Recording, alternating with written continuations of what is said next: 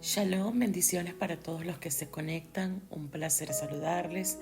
El día de hoy continuamos con nuestro estudio analizando mujeres de la Biblia y vamos a hablar acerca de un personaje nuevo y es acerca de la hija de Jairo. Podemos decir que su hecho más notable es que era la hija de Jairo, un padre amoroso, pero también de un alto dignatario de la sinagoga. Su nombre es desconocido. Su hecho más destacado o más notable es que fue un testimonio del poder del Mesías. Los textos principales donde podemos encontrar esta historia se encuentran en Mateo capítulo 9 versos 18 al 19, versos 23 al 25, Marcos 5, 21 al 24, del 35 al 43, Lucas 8 del 40 al 41 y del 49 al 56. Bien, vamos a hablar un poco acerca de la historia. Fíjense, la palabra narra que esta muchacha falleció, tan sencillo como que falleció. Y el milagro de Yahshua al resucitarla marcó el comienzo del final de la vida y el ministerio de Yahshua en la tierra. Fue la última visita que Yahshua hizo a Galilea y desde ese momento los miembros del Sanedrín empezaron a vigilarlo de cerca, pues lo odiaban y procuraban matarlo, y finalmente fue cuando apelaron a Pilato para que lo condenaran a muerte. Entonces, básicamente este es un dato súper importante a nivel de la historia de nuestro Mesías que debemos tomar en cuenta. Fue el último o la última visita, ¿verdad?, que él hizo en Galilea. Prácticamente vamos a decir fue el último milagro que hizo allí. Ahora bien, vamos a hablar de lo más importante, los hechos más importantes, y los vamos a dividir en 4 puntos. Primero, tenemos que hablar de la posición del padre de esta muchacha, es decir, la posición de Jairo. Y lo podemos leer en Marcos capítulo 5, verso 22. Dice: y vino un alto dignatario de la sinagoga llamado Jairo. Al verlo, se postró a sus pies. Fíjense, el lugar de reunión de los judíos en Israel era la sinagoga. Y a lo largo del ministerio de Yahshua, los líderes de las sinagogas fueron por lo general los que más se opusieron a su ministerio, especialmente por desarrollar actividades durante el día de reposo. Y a pesar de ello, en este caso, el líder de una de las sinagogas acudió a Yahshua, no como un crítico, sino como un padre preocupado.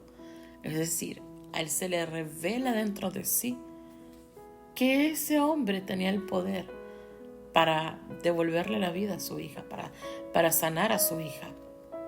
Ahora, él tiene un ruego desesperado y lo podemos ver en el verso 23.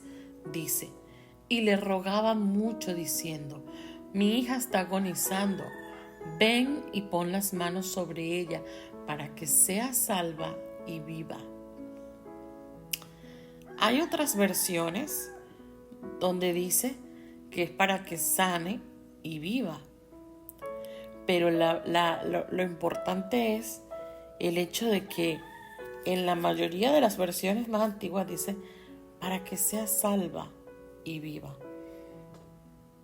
O sea, ¿creen que uno pudiese pedirle a cualquier persona: ponle las manos a fulano para que sea salvo y viva? Él había entendido que el único que daba la vida y el único camino a la salvación era el mismo Mesías. Ahora, tenemos que entender que Jairo debió haber amado muchísimo a su hija para humillarse tanto cuando se arrodilló delante de Yahshua. Él estaba acostumbrado a que las personas se arrodillaran delante de él, pero aquí, por amor a su hija, se postró a los pies del Mesías. La hija de Jairo ya estaba muerta o a punto de morir cuando éste le habló a Yahshua realmente. Pero cualquiera que sea el caso, el hombre tenía fe, una fe tan grande de que ese Mesías, de que ese hombre realmente podía tanto salvarla como sanarla y darle vida. Eso es precioso. Bien, vamos a hablar acerca de la paciencia de este hombre. Y realmente tenemos que hablar más de él que de ella, porque acuérdense que ella estaba muerta. Pero es importante entender lo que su padre hizo. Hablamos de una paciencia grande porque si leemos Marcos capítulo 5 del 24 al 36, nos daremos cuenta de un gran detalle. Y vamos a leerlo. Dice: fue pues con él y lo seguía una gran multitud y lo apretaban.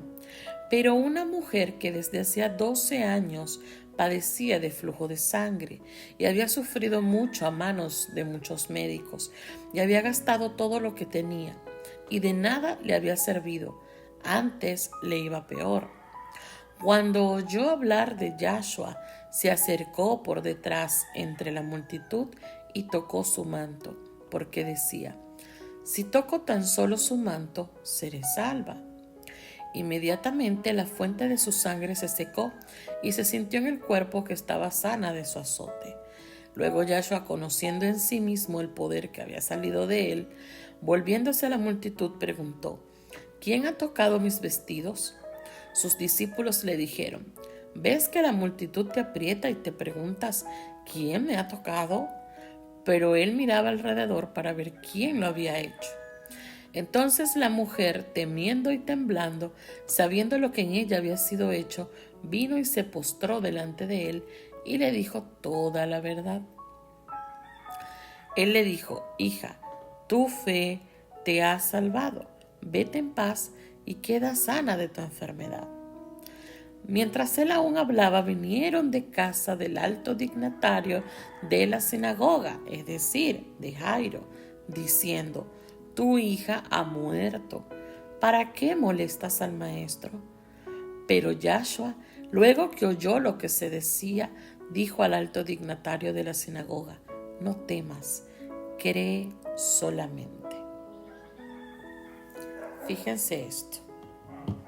Cuando una persona está en angustia, cuando una persona está en una emergencia de salud, en una cuestión de vida o muerte, por lo general no solamente el corazón está acelerado, sino también está acelerado los pasos que da, cómo maneje, la rapidez con la que quiere hacer las cosas para salvar a esa persona. Incluso recuerdo cuando mi abuelita estaba muriendo, yo solía ir muy rápido a la farmacia a comprar las cosas y mi corazón acelerado. Y me acuerdo esa noche que había una gran fila de personas esperando porque era una farmacia de turno, de nocturno. No se podía entrar, tenías que esperar porque ya era muy tarde. Y yo casi que quería decirle a todo el mundo: permiso, permiso, permiso, que es de vida o muerte. Pero cada quien tenía su propia emergencia, recuerdo. Y yo, lamentablemente, por más que para mí era importante, tenía que esperar. Y eso a mi corazón lo tenía vuelto loco. Y era como perder la fe, porque en aquel entonces obviamente yo no creía en el Mesías, creía en lo que la medicina podía hacer. Y tenía la fe puesta en que ese medicamento la iba a salvar. De hecho, cuando llegué ya había avanzado tanto su estado que luego al sacarla al hospital falleció. Pero realmente lo que te quiero hablar de esto es que este hombre tuvo que tener una paciencia demasiado grande, porque mientras Yahshua y él iban a su casa donde estaba la hija agonizante, Yahshua se tuvo que detener para sanar a esa mujer que había estado enferma durante 12 años.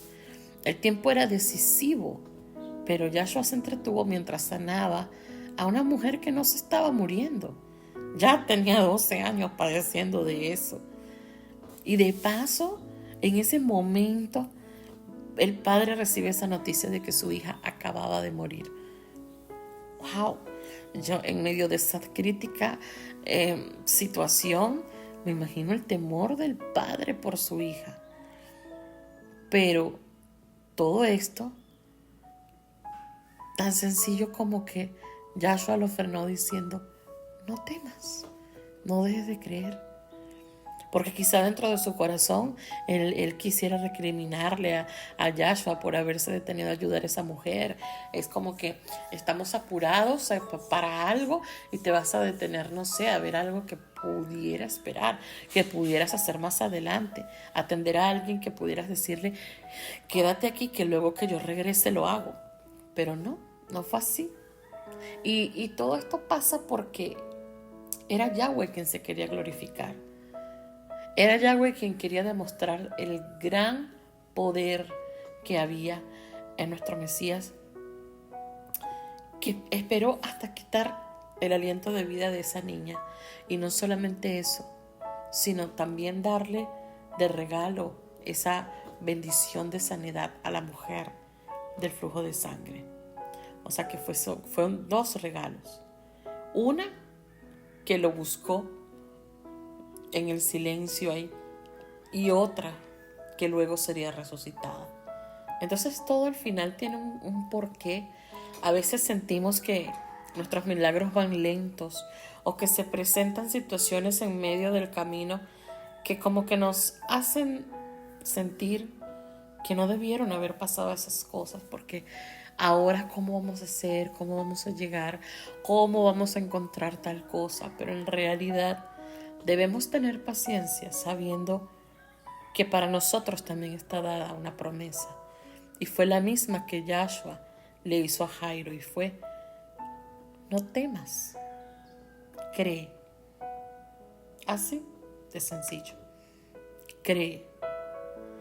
Ahora, este hombre fue un hombre persistente, Jairo, porque podemos ver en Mateo capítulo 9, versos 23 al 26 lo que decía. Cuando entró Yahshua en la casa del dignatario y vio a los que tocaban flautas y a la gente que hacía alboroto, les dijo, apártense porque la niña no está muerta, sino que duerme. Y se burlaban de él. Pero cuando la gente fue echada afuera, entró y tomó de la mano a la niña, y ella se levantó. Y se difundió esta noticia por toda aquella tierra. Fíjense, ¿por qué digo que fue persistente su fe? Porque ustedes se imaginan verdaderamente que ustedes hayan salido con la noticia de que una persona estaba muriendo, pero no había muerto todavía. Y ustedes fueron a buscar la solución y regresar y ya verla muerta. Cuando tenemos un dicho que dice que todo tiene solución menos la muerte. Yo creo que la fe tambalearía al verla así, pero no. La fe de Jairo fue persistente hasta el final. Y sobre todo al escuchar al Mesías decir eso. Él persistió en su fe hasta que Yahshua estuvo junto a la cama de su hija, hasta que puso sus manos sobre ella y la niña resucitó. El hecho de que los dolientes y los que tocaban flautas estuvieran presentes indica que la niña realmente estaba muerta, porque la cultura era hacerlo así. Así que todos habían perdido la esperanza, excepto este padre fiel y amoroso que creía en el poder sanador del Mesías. Y su persistencia fue recompensada cuando Yahshua tomó de la mano a la niña y ella se levantó. Total que esta fe tan hermosa de Jairo, persistente hasta el final, persistente hasta que no hay solución, es la fe que nosotros debemos tener. Creer verdaderamente. Abandonarnos en esa confianza, en esa esperanza de que el Mesías lo hará. Yo recuerdo, y yo no sé si les he contado, pero se los cuento, que cuando yo me iba a casar, a mí el padre me dio una fecha. Él me dio una fecha y esa fecha era tan importante, pero a la vez tan difícil de cumplir, porque era un día martes Y yo no entendía por qué, pero para él así fue. Y todo el mundo donde yo iba, o sea, a buscar salones de fiesta y todo esto, se quedaban como sorprendidos de que fuese un día martes, porque era ya la boda, vamos a decir, la bendición de Elohim como tal, porque ya por civil ya tenía fecha. Entonces, resulta que todo se ponía tan complejo, porque justo cuando se acercaba la fecha del civil, la partida de nacimiento de mi esposo, que estaba en francés, no podía ser tramitada en mi país en español. No me la aceptaban. Tuve que ir a la embajada de su país, tuve que pagar a un traductor, tuve que hacer muchas cosas y como muchos saben, en Venezuela realmente muchas cosas no funcionan bien en cuanto a estos ministerios de papeleos, de documentos, de todas estas cosas. Entonces, prácticamente ya no había esperanza. Mi boda tenía que hacerse, porque a mí no me importaba la civil realmente, pero yo quería que mi boda, que para ese momento era por la iglesia, se diera como debía ser a la bendición del Padre en la fecha que el Padre había dicho, que era 1 de noviembre de 2016. Y era ya 24 de octubre. Y aunque yo ya había pagado salón, había hecho todo, prácticamente yo no sabía si me iba a poder casar, porque yo no había podido solventar ese problema. Todavía me ponían cada detalle en las oficinas de registro que yo no podía pedir mi derecho a casarme por civil. Y eso fue un tiempo de tanta oración, ayuno, persistencia. Y llegó un punto ya para el 25, 26, donde ya se pensaba que todo se iba a tener que mover.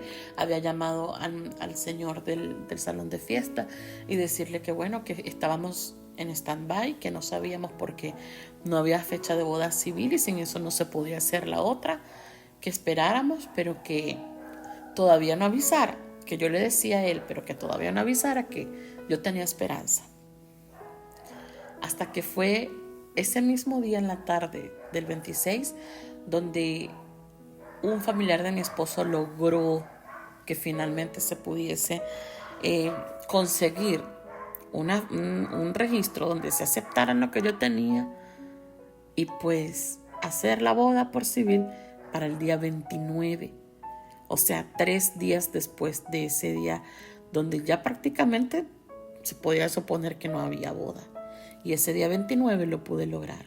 Pero yo hasta el final dije que si tú me dijiste a mí que el 1 de noviembre era que yo me tenía que casar, no me corresponde a mí. Luchar y luchar y luchar. Ya yo hice mi parte. Pero el que abre camino eres tú. Y de lo imposible te encargas tú. Entonces, si tú me diste esta fecha debería ser. Y esa fecha fue la que se dio. Pero fue una prueba de fe tan grande que hasta el final yo ya no sabía. Y realmente me mantuve firme hasta el fin. Y eso es lo que nosotros debemos hacer. Y muchos testimonios como ese pudiese contarles de cosas que hasta el final parecían que el Padre no iba a responder, pero sí respondió, porque Él simplemente nos enseña que no debemos temer, sino creer solamente. Y fíjense que resulta claro que la verdadera lección de esta historia, o sea, de la hija de Jairo, la obtenemos directamente del Padre. Los diferentes relatos de este milagro describen a la hija muerta o agonizante, cuando el principal de la sinagoga se postra a los pies del Mesías. Pero lo verdaderamente importante no era que un dignatario se pusiera a los pies del Mesías, nada de eso, era la fe de este hombre, porque su fe venció el orgullo de su posición social y el temor por la vida de su pequeña hija. Su fe lo liberó de la vergüenza de postrarse públicamente delante de Yahshua con la certeza de que Yahshua podía sanar a su hija. Su fe lo liberó de las lenguas calumniadoras de sus compañeros que quizá hasta lo iban a expulsar de la sinagoga por haber hecho eso. Pero él fue con todo por causa de su fe. Tenemos que preguntarnos, ¿realmente tenemos esta clase de fe? Una fe que acepta hacer el ridículo y el rechazo y que aún así sigue firme e inalterable. Nosotros debemos pedirle a nuestro Abba que fortalezca nuestra fe como la de este Padre y aún más, para creer que Yahshua es la respuesta a cada una de nuestras necesidades. Y hoy, vuelvo y te repito, Yahshua te deja esta promesa para cada situación. No temas, cree solamente. Si Yahweh nos presta vida, mañana estaremos por aquí con una nueva historia, un nuevo personaje. Que Yahweh te bendiga y te guarde. Shalom, shalom.